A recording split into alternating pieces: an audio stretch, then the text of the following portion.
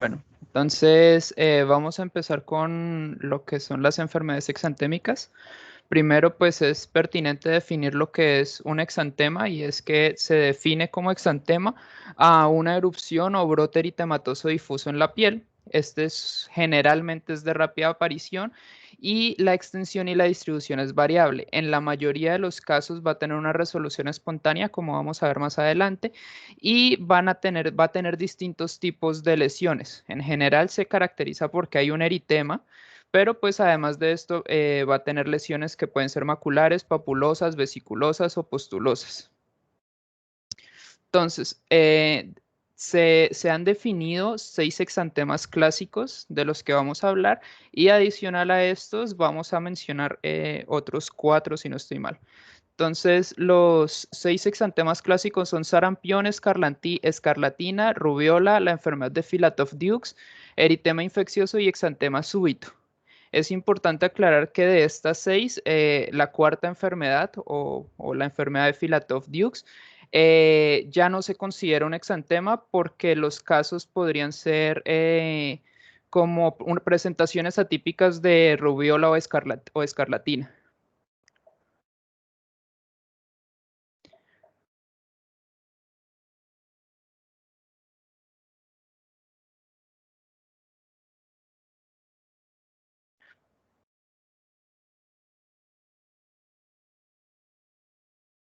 Discúlpenme.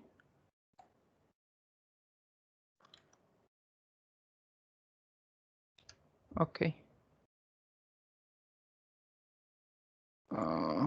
Espérenme un segundo que estoy teniendo problemas con el mouse, por favor.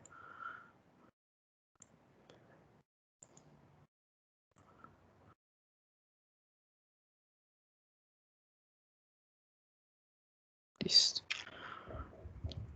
¿Todavía están viendo la presentación? No, Juan dice fue.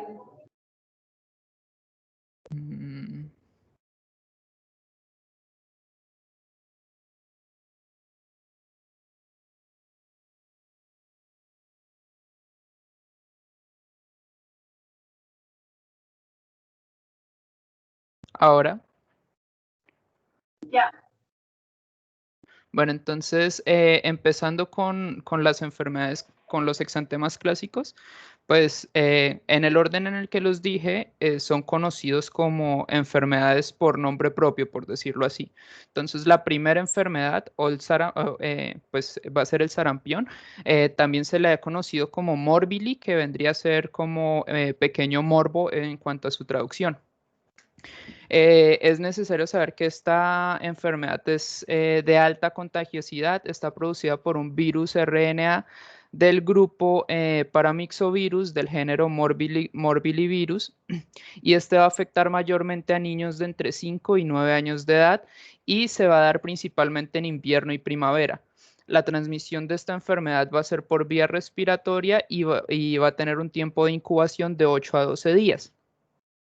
El paciente se va a considerar contagioso o va a ser contagioso desde que comienza la fase prodrómica hasta el tercer día del exantema. ¿Cuál va a ser la clínica? Básicamente, después de un periodo prodrómico va a comenzar una fiebre bastante alta, generalmente de más de 38.5 grados Celsius, acompañada de rinitis, conjuntivitis, vómitos y diarrea. En esta enfermedad son frecuentes también adenopatías cervicales y preauriculares y la afección del estado general. El paciente en general se va a sentir bastante desalentado con ella. La enfermedad pues los síntomas de la enfermedad van a durar desde 3 a 5 días antes del exantema y pueden durar hasta 2 o 3 días después del comienzo. En el caso de la tos, pues esta puede incluso persistir después. Aquí nos vamos a encontrar, pues a lo largo de las enfermedades se van a dar cuenta que van a haber unos signos o unos, sí, unos signos clásicos de cada enfermedad. Uno de los signos clásicos del sarampión va a ser las manchas de Koplik, que son pues máculas en la mucosa eritematosa, en el enantema. Ahorita vamos a ver una imagen de cómo se van a ver esto. Generalmente cuando ya el exantema está generalizado, estas manchas de Koplik van a desaparecer. Es característica de esta enfermedad pues su aparición cefalocaudal, que va a durar, o sea, más o menos de 2 a 3 días desde que aparece hasta que se extiende por todo el cuerpo. Y la desaparición de esta va a ser en el mismo sentido.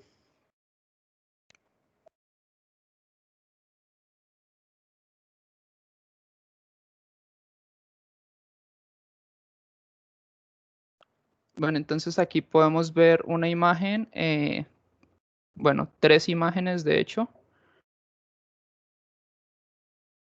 Vemos pues el exantema que es maculopapuloso, pues como les mencionaba, la aparición de este suele ser cefalocaudal, y aquí en esta imagen de acá, que no se ve tan bien como creía, lo que vemos es un enantema, que el enantema es básicamente eritema en una mucosa y con unas manchitas blancas. Estas manchitas blancas van a ser lo que conocemos como manchas de Koplik. ¿Cómo la vamos a diagnosticar? En el caso de todas estas enfermedades, bueno, de la mayoría de estas enfermedades, el diagnóstico va a ser principalmente clínico. Entonces vamos a considerar para el sarampión la fiebre, que como mencioné al comienzo es bastante alta, es de 38,5 grados. Vamos a tener en cuenta también los prodromos y los síntomas característicos, la tos, coriza y conjuntivitis secretante. El enantema con las manchas de Koplik, como mencioné, el exantema en la aparición en la que se mencionó, y además se puede hacer sorología y cultivo específicos. ¿Cuáles son las complicaciones que puede traer el sarampión? Básicamente puede traer hemorragias, neumonitis, encefalitis, neumonía, otitis media aguda, sepsis y panencefalitis. Respecto al tratamiento, estas enfermedades en general, ya van a ver que hay algunas excepciones, van a consistir en un tratamiento sintomático, principalmente con antipiréticos. Se da la recomendación de hidratar al paciente, se pueden considerar el uso Sí, de... ¿Perdón? hace algunos años, no, hace algunos meses, cerca como, sí, como un año, creo que hubo unos brotes de sarampión por la cuestión de los migrantes, y pues estuvo como mucho en boga, de nuevo algunos casos, y que eran sobre todo pues exportados, o sea, de afuera, ¿sí? Eh, Entonces se hacía mucho énfasis en las características clínicas del exantema, así como lo ha nombrado Juan Diego. Las manchas de Koplik, ¿sí? Que es como uno de los signos patognomónicos. Devuélvete un segundito, Juan Diego. Sí, señor.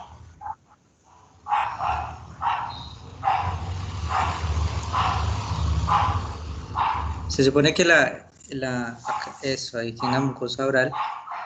Cuando aparecen estas manchas, ¿dónde está el cursor? Ah, es que yo no puedo dar cursor acá. Bueno, cuando aparecen las manchas de Koplik, ¿el paciente termina su etapa infectante o comienza su etapa infectante, Juan Diego? Según lo que entendí, en el momento en el que empiezan a desaparecer las manchas de Koplik es cuando ya terminó la etapa infectante, que es en el punto álgido del exantema, y ya cuando se llega a ese punto, pues ya el paciente dejó de ser, por decirlo así, contagioso. Uh-huh. Okay. Cada una de las enfermedades tiene como un periodo de contagio, ¿no? Eso lo tiene, ¿cierto? El periodo de Sí, sí, señor. contagiosidad. En este caso, creo que lo mencioné atrás. Que hasta el tercer día después de que aparecen el exantema. Ok, vale. Sí, sí, sí, sí, sí, sí, sí. Era eso. 3 o 5 días antes de que comience el exantema hasta el tercer día después del exantema. Ok. ¿Continúo, doctor? Sí, sí, dale, Juan Diego, dale. Bueno, en cuanto al tratamiento, pues lo que les mencionaba de manejo sintomático, pues considerar como el paciente va a ser un paciente febril el hecho de hidratarlo, se recomienda evitar la luz y el uso de, por ejemplo, antibióticos solo va a ser considerado si hay una sobreinfección bacteriana. Pues en general esto se puede producir por las lesiones en la piel, pero generalmente esto no requiere ningún otro tipo de tratamiento. Doctor, respecto a eso también encontré que hay casos en los que se considera el uso de vitamina A, pero no estoy seguro si aquí como tal se utiliza o si sea una recomendación. Tengo entendido que es en zonas donde hay deficiencia de vitamina A, pero no sé cómo está la situación acá. No, pues el sarampión es una enfermedad exantemática que se supone que ya está erradicada, que es exótica, ¿sí? Entonces, cuando hubo los brotes de sarampión, pues digamos que no utilizamos vitamina A en los chiquitos. El tratamiento era uno, como así como el COVID, medidas de aislamiento para evitar propagación y manejo de sostén. En pacientes sí muy especiales, pues habría que considerar otro tipo de terapias, por ejemplo, los recién nacidos o los inmunosuprimidos. Sí, en esos pacientes estaban como investigando el uso de inmunoglobulinas o la administración de inmunoglobulinas para ese tipo de pacientes. ¿Sí? Entiendo, doctor. Recordar pues para la prevención de esta enfermedad y la principal razón por la que ya se considera una enfermedad casi totalmente erradicada, la vacuna para esta, la SRP, que si mal no recuerdo era el año y a los 5 años el refuerzo.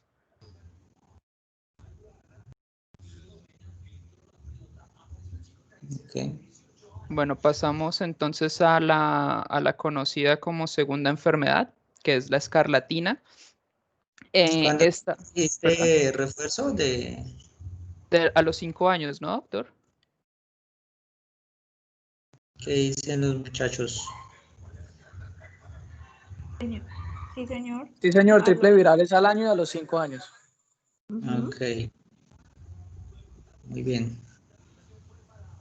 Bueno, pasamos entonces con la Vamos segunda. avanzando ahí con los esquemas de vacunación, ¿no?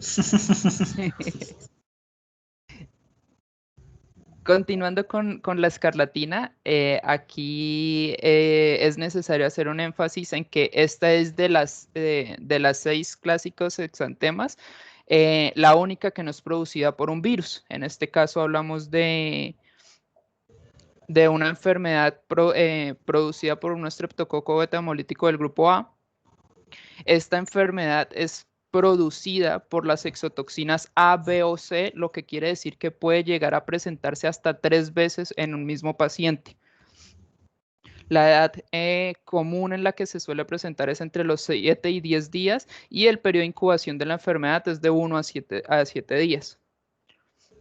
En cuanto a la sintomatología, aquí vamos a encontrar principalmente fiebre, cefalea y náuseas y vómito como síntomas generales. El paciente puede presentar dolor abdominal y dolor de garganta. Una característica de esta que es el exantema intenso, rojo intenso, color escarlata.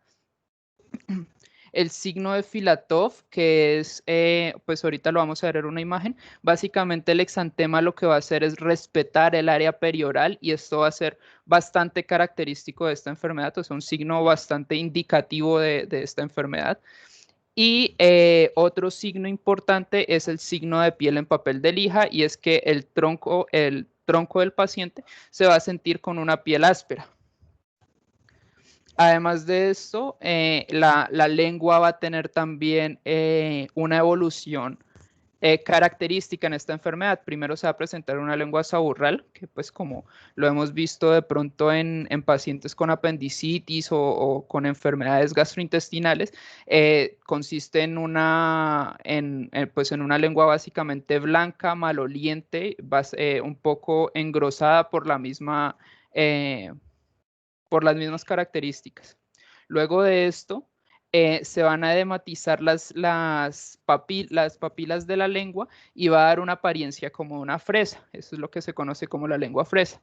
Y finalmente, ya terminando la sintomatología, se va a liberar esta capa, por decirlo así, se va a despulir, lo describían en la bibliografía que consulté, y la lengua se va a ver en un rojo bastante intenso y con las papilas inflamadas, que se va a conocer como lengua en frambuesa. Además de esto, se va a conocer otro signo, el signo de Pastia, que es básicamente que van a aparecer petequias transversales en los pliegues, principalmente antecubitales, axilares e inguinales. Y otra característica de esta enfermedad es que al final sucede lo que se conoce como descamación escarlatiforme. Entonces aquí vamos a ver unas imágenes. Si ven, por ejemplo, en estos dos casos, vemos que la enfermedad está respetando el área perioral, como es el signo de Filatov que les mencioné antes. Vemos que es de un rojo bastante intenso, por lo que se conoce como fiebre, como fiebre escarlata, pues es de dónde viene el nombre básicamente de la escarlatina. Y vemos pues aquí traje unas imágenes de cómo se ven las lenguas aburral, en fresa y en frambuesa. Y aquí está el signo de Pastia, o lo que les mencioné antes de las petequias transversales en los pliegues.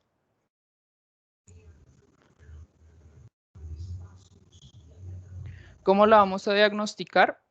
En este caso, esta enfermedad, pues como les mencioné antes, es bacteriana. Se puede hacer un proctis de exudado faríngeo, que va a ser pues básicamente lo que confirma el diagnóstico, además de la sintomatología. Son bastante específicos el signo de Pastia y Filatov para esta enfermedad y pues las demás características que les mencioné, además de presentar una fiebre alta, como la que, incluso más alta que la del sarampión.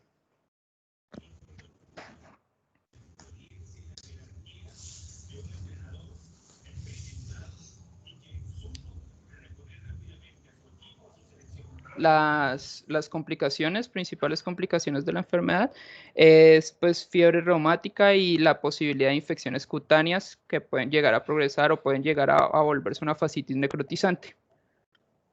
En cuanto al tratamiento, aquí tengo preguntas, doctor, más que respuestas, y es que las guías que consulté recomiendan el uso de penicilina 5 o sea, en este orden de las penicilinas. Penicilina 5 si no se dispone amoxicilina y si no se dispone penicilina G-benzatínica. Y en caso de que el paciente sea alérgico a la penicilina, pues se pasaría a cefalosporinas como cefalexina o cefadroxilo.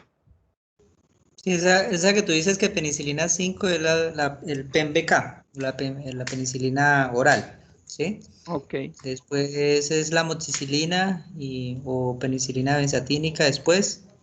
Y después ya como alternativa a los pacientes que tengan una alergia, pues sería las cefalosporinas, ¿sí? Pero en teoría uno le puede dar, pues acá, la verdad, yo formulaba mucho PEMBK en los pacientes, eh, por ejemplo, con anemia de células falciformes, que ellos tienden a sufrir de enfermedades por gérmenes encapsulados. Hay que darle como unas profilaxis, ¿sí? Sobre todo cuando no tienen las vacunas completas. Entonces la PEMBK, que es la penicilina oral en forma de jarabe o también en unas tableticas, la verdad no sé si acá en la parte de los llanos se consiga, pero era una opción para tratar, hacer la profilaxis a sus pacientes y para tratar todo lo que eran las amigdalitis bacterianas y los pacientes con este tipo de enfermedad. Alternativo a eso sería la amoxicilina. Ok. Bueno, y de aquí pasamos entonces a la tercera enfermedad, la rubiola, también se la ha conocido como sarampión alemán días. Esta enfermedad es producida por un virus del género Rubivirus, de la familia Togaviridae, un virus RNA recubierto de envoltura lipoproteica. Es necesario, pues puede llegar a ser importante saber que el único reservorio o huésped de este virus va a ser el humano. Juan Perdón, Diego, ¿no dijiste señor. la dosis de la amoxicilina y ¿no las tienes? No las puse en las diapositivas, doctor, pero yo sí las había revisado. Pero permítame un segundo, doctor. Bueno, denme también un segundito Tengo que reclamar algo acá en la portería. Denme 5 minuticos. 5 minuticos. Ok. Andy, la dosis no es la amoxicilina no es la de siempre, la de 90 miligramos por kilo. Creo que la amoxicilina sí, pero no estoy seguro cómo era la dosis de las penicilinas. Déjame que yo aquí tenía una guía con esto. Una penicilina de 50.000 unidades por kilogramo para darle oral o ciclo oral. Ya les confirmo. Pero yo me imagino que se deberá ser dependiendo de qué penicilina se use. Pues bueno, igual, pues por lo menos las cefaloporinas, si no estoy mal, son todas de 50 a 100, entonces creo que varía. Sí, la ceftriaxona es de 75 y si es foco meninio, 100 miligramos por kilo, dijo el doctor que y de resto sí, casi todas son de 50 miligramos por kilo. Por el- o- Teniendo en cuenta eso, supongo que las penicilinas también. Les voy a pasar una imagen del tratamiento con penicilinas, de la guía en la que yo saqué esto, y ya les mando la imagen de las cefalosporinas. Bueno,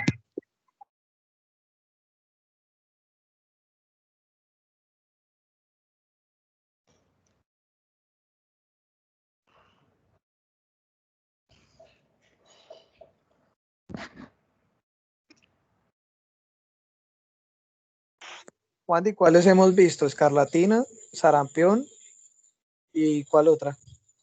y ninguna más. Y Por esas estamos dos. viendo Y rubiola. vamos a empezar con rubéola. ¿Y cuál era el tratamiento del sarampión, Juan? ¿Solo sintomático? Solamente sintomático y Antipiréticos antipirético. e hidratación. Ok, muchas gracias. Y de la mayoría son así, creo que esta es la única que tiene un tratamiento específico. Por lo que es bacteriana, ¿cierto? Ujú. ¿Esta es estreptococo? ¿Por estreptococos qué es? Sí, Sí. sí, o por toxinas. Ok. Juan, y lo del sol es para que no queden las cicatrices, o sea, por tantas manchitas, o por qué no se le da el sol. La verdad, solamente encontré que era una recomendación, pero no conozco la razón. O sea, busqué la razón por la que recomendaban y eran en 3 guías en las que lo decían, pero no decían la razón. De pronto sí, así como en la varicela, por ejemplo, que no se rasquen para que no dejen cicatrices. De pronto. Es probable. Ah, bueno, la varicela también tiene otro tratamiento, pero pues eso lo menciono ahorita. ¿Cuáles es que son las 6, Wandy? Sarampión, rubiola, escarlatina, la de Frick, ¿qué? ¿Cómo era que se llama? Frick Dux. Filatov Dukes, pero esa ya no existe y de esa no vamos a hablar. Ok, ¿y ahí dónde entra la varicela, Wandy? La varicela es aparte de los 6 exantemas clásicos. O sea, aparte de estos Ok. 6, que en realidad son 5, vamos a hablar también de varicela, de Kawasaki y no recuerdo cuál era la otra. La Bueno, de Diego, pues la puedes poner la arteritis, la definición, por arteritis favor. es una exantema, Wandy, la de Kawasaki. Sí. Ah, mira, vamos a hablar de varicela, Kawasaki, mononucleosis y enfermedad mano, pie, boca. Kawasaki, o sea, en cuanto a Kawasaki, ahorita con el doctor aclaramos algunas cosas que a mí me quedaron en duda. Eso de A Kawasaki ver, es la Diego, arteritis, ¿cierto? Sí, es la arteritis. puedes poner la definición de exantema, Juan, La por favor. definición de exantema. Ok, ahí está. Ajá.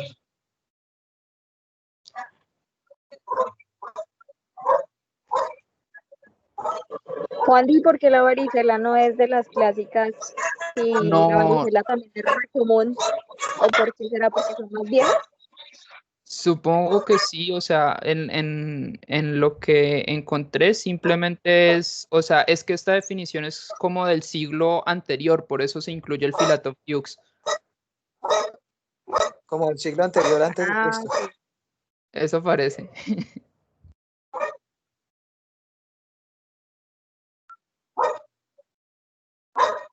Bueno, entonces voy. Listo, muchachos, qué pena. Me tocó ¿Se ir paró hasta la la puerta. proyección? Sí, ¿Listo? te Sí, Juan, se fue. preocupes. Permítanme.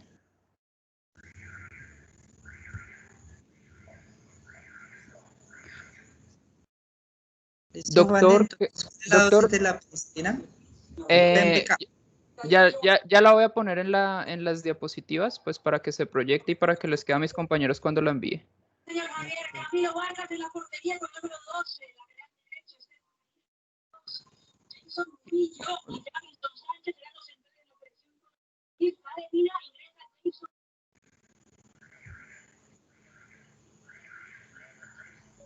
Uy, tocó para la clase, profe, si escucha por allá. ¿Qué dice? Me tocó para la clase porque si escucha por allá a la narradora deportiva. Número 10, Está anunciando un suceso importante. número 7 y Luis Fernando Muriel con número Uy, 19. profe, escuche, vea, estoy perdiéndome la alineación. No, difícil. Paremos la Saber grabación un quién segundo. juega en comisión.